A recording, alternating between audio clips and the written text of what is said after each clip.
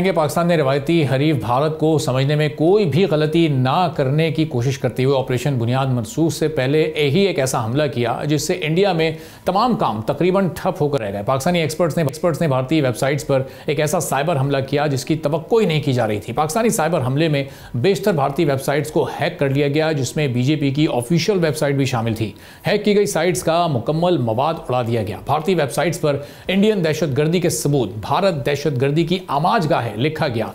Hack की गई मजीद websites में Hindustan aeronautics limited, border security forces, unique identification authority of India का डेटा लीक कर दिया गया। डेटा लीक साइट्स में Indian air force, Maharashtra election commission और दीगर भी शामिल हैं। इसके अलावा 2500 से ज्यादा सर्विलेंस कैमरे भी हैक कर लिए गए। हैक की गई वेबसाइट्स में भारतीय Assam rifle, department of atomic energy portal और इंडियन डिफेंस प्रोडक्शन भी शामिल थी। इंडियन डिफेंस प्रोडक्शन वेबसाइट का हसास डेटा डार्क वेब पर फॉर सेल कर दिया गया।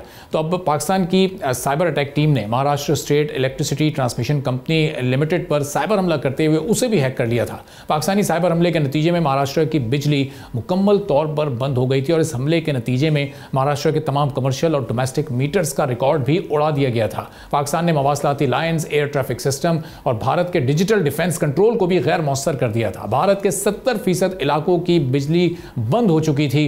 जिस तरह पाकिस्तान की हिफाजत में पाक एयरफोर्स के स्किल सामने आए, वहीं हमने ये देखा कि पाकिस्तान की साइबर टीम भी काबिल तारीफ रही, जिसने पाकिस्तान की आईटी इंडस्ट्री के मुस्तकबिल के लिए अब नए दरवाजे खोले हैं। इनकी इस स्किल से पूरे सेक्टर की तरक्की में अब कितनी मदद मिल सकती है और इंटरनेशनली अब इन स्किल्स को किस तरह से तारीफ की जाएगी। सब्सक्राइब करें और बेल दबाएं ताकि कोई खबर रह न जाए।